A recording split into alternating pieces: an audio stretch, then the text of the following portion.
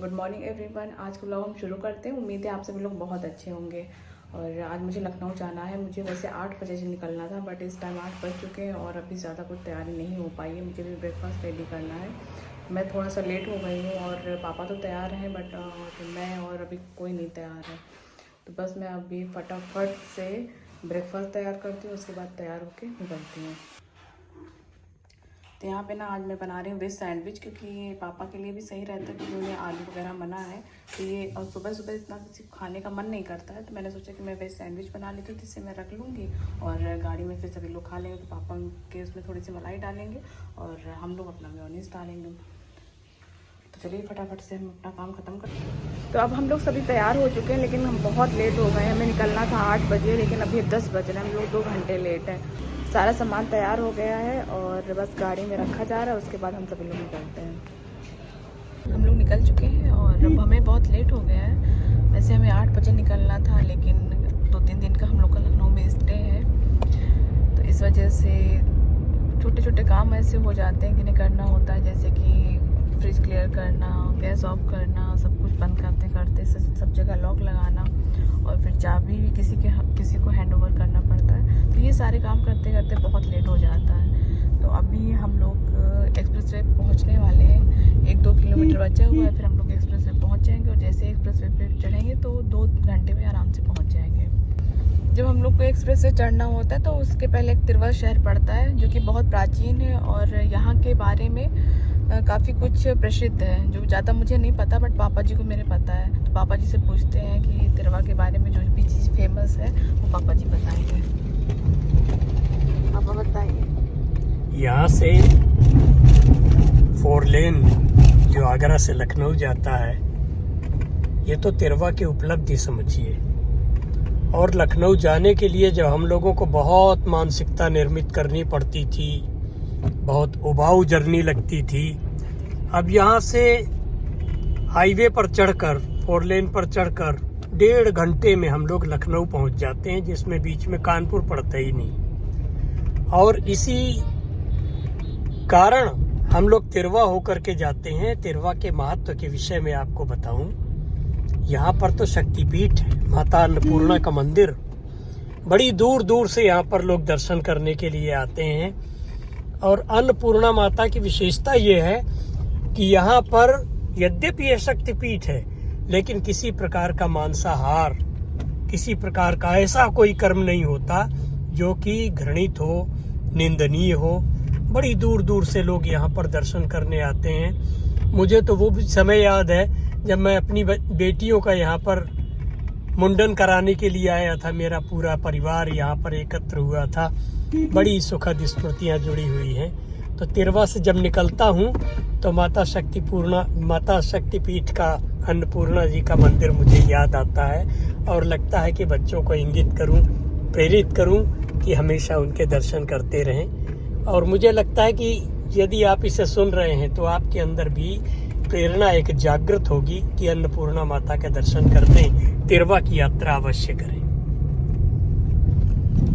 धन्यवाद पापा जी ने, कि पापा जी ने कितनी अच्छी बात बताई। मुझे तो ज़्यादा जानकारी नहीं है, कि अभी थोड़े टाइम हुए मुझे आए हुए, बट पापा जी सब कुछ जानते हैं आसपास के बारे में सब, और अच्छी नॉलेज रखते हैं। तो यदि आप मेरा ये ब्लॉग देखेंगे तो आप यदि इधर आते हैं तो आप यहाँ पे ज़रूर आइएगा। सुबह जब मैं निकली थी तो सबने तो थोड़ा सा नाश्ता कर लिया था। मैंने आज वेज सैंडविच बनाया था, सभी ने थोड़ा थोड़ा सा खा लिया था, बट मैंने और मान्या ने नहीं किया था, क्योंकि काफ़ी लेट हो रहा था। तो अभी मान्या को भूख लगी और मुझे भी बहुत जोरों की भूख लगी, तो मैंने अपना वाला पैक कर लिया था। तो अभी हम लोग खाने जा रहे हैं और यहाँ से अब बहुत ही आसान जर्नी हो जाती है, क्योंकि रूट काफ़ी अच्छा मिल जाता है। पहले क्या था ना, जब हम लोग लखनऊ जाते थे उन्नाव होके, तो हम लोग को लखनऊ पहुँचने में 3.5 से 4 घंटे लग जाते थे। अगर उन्नाव के जाम में फंस गए तब तो और ज़्यादा। बट जब से ये एक्सप्रेस वे बन गया ना, तब से हम लोग की जर्नी काफ़ी इजी हो गई है।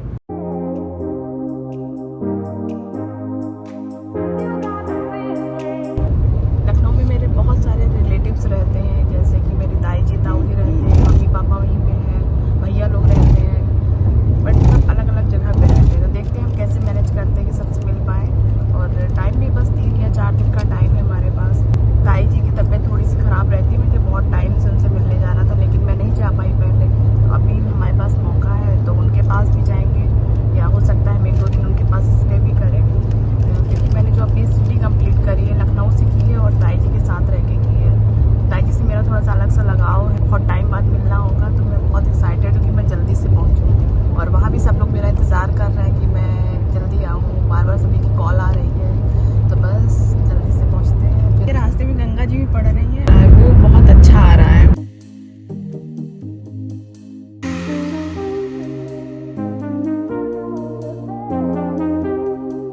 जब भी मुझे थोड़ा-सा वक़्त मिल जाता है ना, तो वैसे ही मैं अपना टैबलेट निकालती हूँ और एडिटिंग करने लगती हूँ। तो यहाँ मैंने अपने ब्लॉग की थोड़ी-सी एडिटिंग कर ली है और ये लखनऊ का टोल टैक्स आ गया है। यहाँ से जो हमारी डेस्टिनेशन है, वहाँ पहुँचने में अभी आधे घंटे और लगेंगे क्योंकि यहाँ से 10 किलोमीटर बचता है। तो बस थोड़ी-सी देर और है, उसके बाद हम होंगे अपने घर में।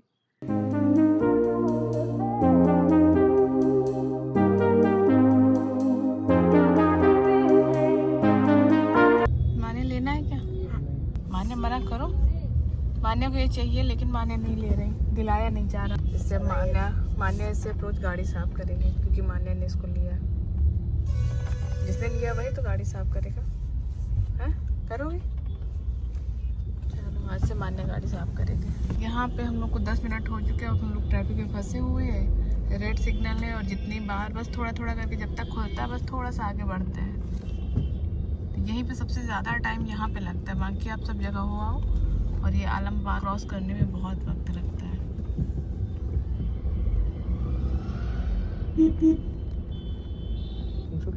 कितने का है? इतने सुंदर लग रहे हैं। कितने का दे रही? 180 सही लगा लीजिए। 160 हाँ? चीनी मिट्टी का नहीं है ना, प्लास्टिक है ना? हाँ मेटल जैसा रहेगा वो खोल के अरे नहीं, देखना। प्लास्टिक है, चीनी मिट्टी नहीं है ये। नहीं, यहाँ पे सामने लगा वो वैसा सा है। और ये श्रृंगार नगर कहलाता है। यहाँ पे मेट्रो स्टेशन भी है। हम लोग 15-20 मिनट से यहाँ ट्रैफिक में हैं। जब तक हम लोग जाएंगे ना एक बार मेट्रो निकल आएगी। 20 मिनट से यहाँ रुके हुए थे, अब जाके क्रॉस किया है। फाइनली अब हम अपने गली में आ गए हैं और बस 5 मिनट में पहुँचने वाले हैं। बहुत अच्छा लग रहा है क्योंकि मम्मी भी इंतज़ार कर रही है और बार-बार कॉल आ रही है। तो बस बहुत खुशी हो रही है कि बहुत टाइम के बाद हम मिलेंगे मम्मी से। तो बस हम घर पहुंच गए, हम ऊपर जा रहे हैं। मम्मी ऊपर है इसलिए हमने मना कर दिया कि नीचे ना आए वो, क्योंकि मेरे पैरों में दिक्कत रहती है। तो इधर गाड़ी लग रही है, गाड़ी अपना सेट कर रहे हैं वो लोग और हम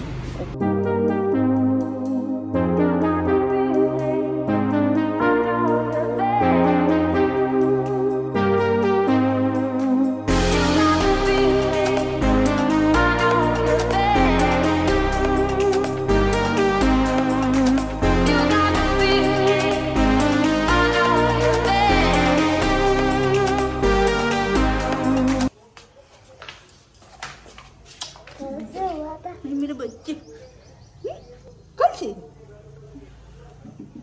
बाबू थोड़ा इमोशनल हो गई, बहुत दिन बाद आए तो मम्मी बहुत इमोशनल है। ये मानी की गिफ्ट है और ये देखो पूरी तरह से फाड़ के और खिलाई शुरू हो गई। मतलब नानी के घर आई और खेलना शुरू, गिफ्ट शुरू, खेलना शुरू।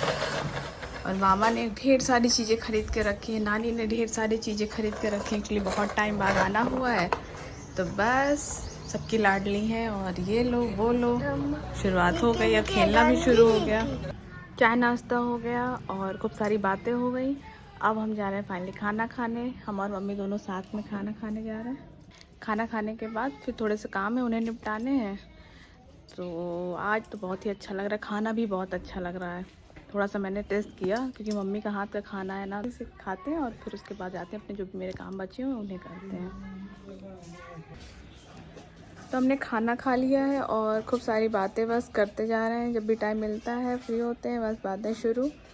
और अभी मम्मी थोड़ा सा काम कर रही हैं तो हम आपको मम्मी का बगीचा दिखा देते हैं। मम्मी को पौधों का बहुत शौक है, ये कुछ ना कुछ करके लगाती रहती हैं। जहाँ भी कुछ मिल गया, कहीं से कुछ पौधे ले आएंगी तो लगा लेंगी। और किस में लगा लेती हैं ये भी नहीं, पॉट नहीं है, जो भी उन्हें खाली मिल जाता है वो यूज़ कर लेती हैं। तो हम आपको दिखाते हैं।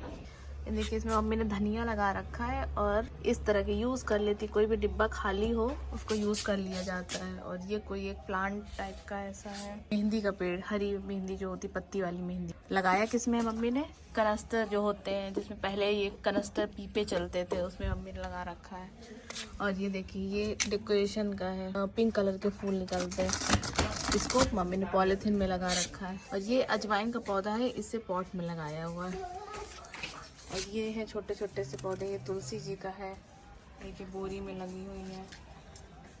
डिब्बे हैं, जो भी छोटे छोटे से डिब्बे होते हैं मम्मी सब पूरा यूटिलाइज कर लेते हैं उसे। लगा रखा है जो कि बहुत अच्छे से हुए हैं, फिर मैं भी ले जाऊँ। गुलाब का है जिसमें भी फूल नहीं आए हैं, और ये स्नेक प्लांट एलोवेरा, इसे मम्मी ने प्लास्टिक के टब में लगा रखा है।